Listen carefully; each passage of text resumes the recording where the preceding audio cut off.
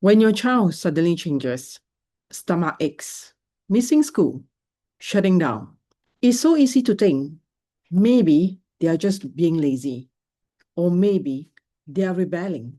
But sometimes it's much deeper than that. I learned this the hard way with my own daughter, Suen. This started when Suen was 12, just before she entered secondary school. She went on a short holiday trip with her tuition center. Everything seemed fine until she came home. She complained of a terrible stomach ache. Her body shook. She kept tossing left and right. The pain was unbearable. It got so bad we had to admit her to the hospital. At first, the doctors thought it was food poisoning, but even after the medicine cleared, she was still in pain. They ran tests after tests, and finally, she was diagnosed with IBS, irritable bowel syndrome. At the time, I thought this is tough, but manageable. What I didn't realize then was that her IBS wasn't just a random illness. It was her body's own of showing me the first signs of stress. And later, when the real stress of secondary school came, those symptoms only grew worse. In 2023, Suen entered a new school, and it was a big shift. The main language was Bahasa Melayu, while her primary school had been Chinese medium. She had always done well before. In standard 6, she got mostly 5s out of 6. She worked so hard. But suddenly, in secondary school, everything felt alien. She couldn't understand the lessons. Her results dropped. And then came the bullying. She had no close friends yet, couldn't express herself, and it felt like she was drowning. That's when the stomach aches came back worse than ever. She started missing school for weeks at a time. Some days, she just lay in bed, moody, quiet, in pain. And that's when the screens took over. She would use her phone to distract herself whenever she was in pain. And at first, I thought, maybe that's okay. At least it gave her relief. But what surprised me was how quickly she became addicted to the screen. And slowly, nothing else interested her anymore. When we tried to stop her, it turned into full-blown screen time battles. She became agitated, shouting, slamming doors, screamings. And many parents asked, does limiting screen time just create more battles at home? From my experience, yes, it often does. That's exactly what we live through. But here's the difference. As a digital parenting coach, I see that limited screen time and setting boundaries with screens are not the same thing. When you set boundaries with screens and explain it clearly to the child, it's usually fine. And Suen knows how to set boundaries. I had taught her that from young. But when she was in pain, when she was overwhelmed, all those boundaries disappear. I remember one day, she was curled in bed, clutching her phone like it was the only thing holding her together. Because for her, the phone wasn't just entertainment. It was survival. The only thing that distracted her from her pain. And when we tried to take it away, it was almost like we were taking away her lifeline. Maybe you have seen this too. Your child spending hours on screens, snapping at you when you step in, and you wonder, is this just normal teenage behavior? Or is this something deeper? That's where we were. That's where the battles really began. We are not dealing just with screens. We were dealing with screens stacked on anxiety. That combo is so hard. Here's the truth. When your child escapes into screens, it's not just rebellion. It's a warning signal. And if you ignore it, you risk losing them. What worried me most wasn't just the hours. It was that she had lost her spark. Yes, she would laugh at a funny video, but the light wasn't there anymore. This wasn't mindful use. It wasn't choosing a show she enjoyed or learning something new. It was numbing. It was an escape. You see, Suen first got access to screens back in year 2020 when COVID hit, school closed. Everything shifted online. And like many parents, I had no choice but to give her a device. But I didn't just hand it over. I actually taught her mindful screen use, set boundaries, respect limits, avoid endless scrolling. And for a while, it worked beautifully. But when IBS came, everything changed. All those healthy habits disappeared. Her phone stopped being a tool. It became a coping mechanism. The more overwhelmed she felt by her health, her school results, the bullying, the more she disappeared into it. Every time we tried to cut back, it turned into screen time battles, tears, yelling, withdrawal. It felt like she was going through withdrawal, just like a drug addict. And that terrified me because I knew screens were not the real problem. They were magnifying the problem. In short term, screen numb her pain, but in long term, they magnify her anxiety, stealing her focus, her sleep, her mood, her spark for life. I knew I couldn't just let screens take over, but I also couldn't rip away the only outlet she had. So I tried a different approach. Because of my tech background in cybersecurity, I installed parental control software on her phone. I didn't want her taking it to her room at night. I knew how much it would ruin her sleep. But I didn't strip away every outlet. She still needed some form of escape. So I allowed her a laptop, but only in the upstairs living hall, where it was invisible, communal, not perfect, but safer. That balance helped a little. I could still remind her to rest, eat, and do her basic stuff. Still, I was shocked when I see the parental control report. 12 to 13 hours of usage a day. One day, my husband and I confronted Suen about her screen time. But it didn't just create tension between us and her. It created tension between me and my husband too. He avoids conflict. He's non-confrontational. Me, I face things head on. So we argue. And Suen was caught right in the middle. And at that moment, she broke down. She crawled under the table, hugging her knees tightly to her chest, shaking her head, mumbling words we couldn't even understand. We tried to coax her out, but she wouldn't move. She looked so small, so unsafe. And that was our wake-up call. Later that night, my husband said something that shocked me. He told me, this is not normal. He's being like Chen. Chen is his cousin. When my husband was a teenager, he lived with Chen's family and watched her slip into schizophrenia. And here's the thing. Chen didn't become schizophrenic overnight. It was years of silent anxiety left unaddressed. That night we realized, if we kept waiting, if we kept calling it's just teenage rebellion, we could lose Suen too. Parents, don't wait for a breaking point. Even a small sign matters. And in that moment, it hit us. This wasn't just screen time battles on her being glued to the screens. This wasn't rebellion. This wasn't discipline issues. This is about saving our daughter. Because the truth is, all our limits and restrictions were not working.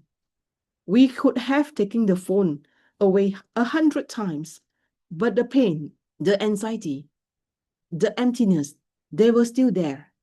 And that night, our argument stopped because we realized we couldn't afford to be divided. We both wanted the same thing, to give her the best chance of recovery. We love her too much to let fear or conflict pull us apart. And that unity, that was the turning point. It gave us the strength to face the problem together. And I have to be honest, my first reaction wasn't anger at her. It was fear. It was guilt. It was even shame. Suen wasn't just any teenager. She managed screens. She had a growth mindset. And then it was all gone. I find myself dragging her out of bed, scolding her, pushing her to go to school. Part of me was terrified for her future. I just wanted her to go back to the girl she used to be. But the harder I pushed, the more she shut down. And inside, I kept asking myself, did I fail as a mom? Because no matter what I tried, nothing seemed to work. I know many parents feel that too.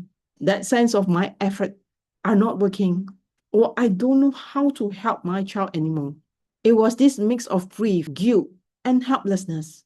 And if I'm honest, maybe even a little bit of my ego being crushed. Have you ever felt that? That mix of fear and guilt when your child struggles and you wonder if it's your fault. But that was the moment I realized something important. I was reacting out of fear, not responding with presence. And reacting doesn't work. So I stopped. I calmed myself down first. And only when I was calm, I could actually focus on helping her. Because blaming myself wasn't help her. The goal wasn't about me. The goal was about my daughter. And the real question was, what can I do to help her now? When I was a teenager, I had severe headaches. They were so bad, my mom brought me to doctors, even neurosurgeons. They ran scans, even an MRI, but nothing was found. Looking back now, I knew this wasn't just physical. It was anxiety showing up in my body, psychosomatic pain. And I remember my mom's own struggles too. She often lived in fear she would die young from a heart attack. She carried constant chest pains and anxiety, especially because she was raising us mostly on her own. Now I see the pattern. Anxious parents often raise anxious children, not because we want to, but because our fears leak into them. My mom didn't have the tools, but she did something powerful. She recognized my pain as anxiety, and she stayed with me in it. She didn't abandon me. And that presence gave me courage. And when I saw the same thing in Suen, I knew she didn't just need discipline or limits. She needed tools. She needed my calm presence. And she needed gentle guidance. Because so many parents ask, how do I break this cycle? And sometimes it doesn't start with fixing your child. It starts with calming yourself first. So I sat with her. I guided step by step. Because sometimes presence, not fixing, not forcing, is what breaks the cycle. I worked with Suen step by step. I coached her on her diet, reminded her about growth mindset, helped her build little habits. And honestly, she was improving. But there were still days when the pain came back so strongly. She just couldn't go to school. Some days were really bad. And in those moments, I felt desperate. That's when I came across an ad for hypnotherapy. And it reminded me of my own journey. Hypnotherapy had once helped me face my childhood wounds. It gave me the tools to calm my mind and feel whole again. At first, I'm worried my husband wouldn't accept it. So I talked to him. I shared how it had helped me. I explained that this wasn't anything woo-woo. It was safe. To my surprise, he was open. I think it's because he had already seen how much I have grown over the past few years. Then I spoke to Suen. I explained what hypnotherapy is, how it had helped me. And I told her, I believe it could help you too. Since you are already in pain, why not give it a try? She agreed. We booked a sessions. And no, this wasn't magic. This wasn't an overnight fix. But slowly, I noticed a change. She became more conscious of her body. She could even tell the difference between IBS pain and period pain. And then one night, lying in bed, she looked up at the ceiling and said to herself, I cannot continue like this. I need to change. That moment, that was when things truly began to shift. She started becoming more self-aware. She began to notice what foods trigger her pain. If she felt even a little pain, she would avoid the spicy food she loved and choose the food that were kinder to her stomach, even if they were not her favorite. She even learned to layer her meals. Soup first, then spicy food. A small shift, a huge difference. But the change wasn't just physical. She slowly began opening up again. She made new friends at school, which gave her the courage to go back instead of staying home. At near the year end, her friend from primary school invited her to a Christmas party.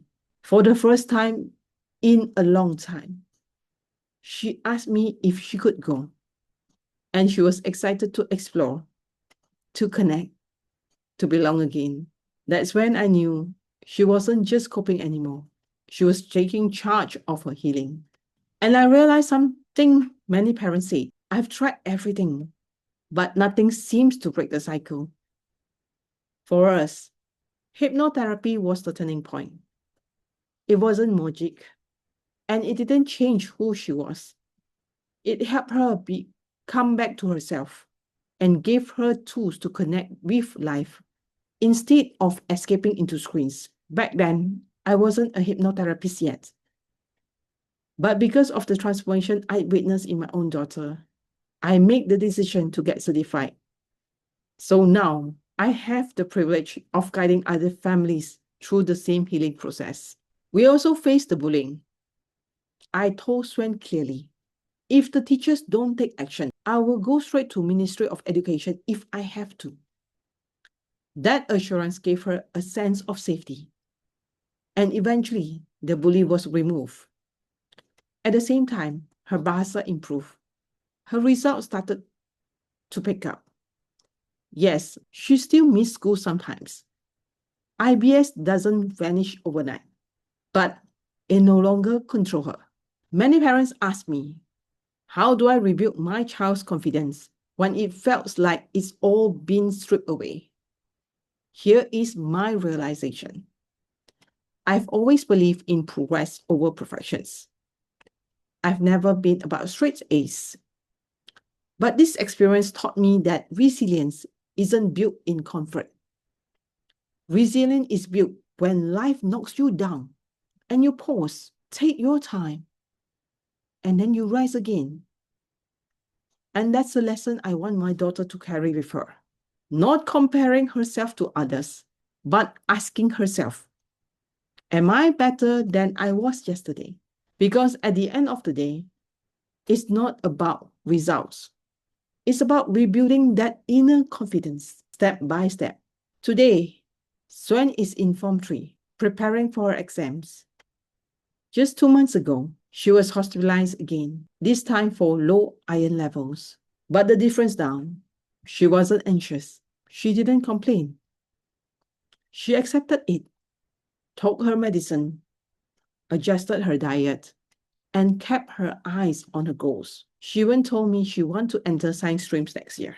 From anxious and withdrawn to calm, confident, and resilient. And as her mother, I couldn't be prouder.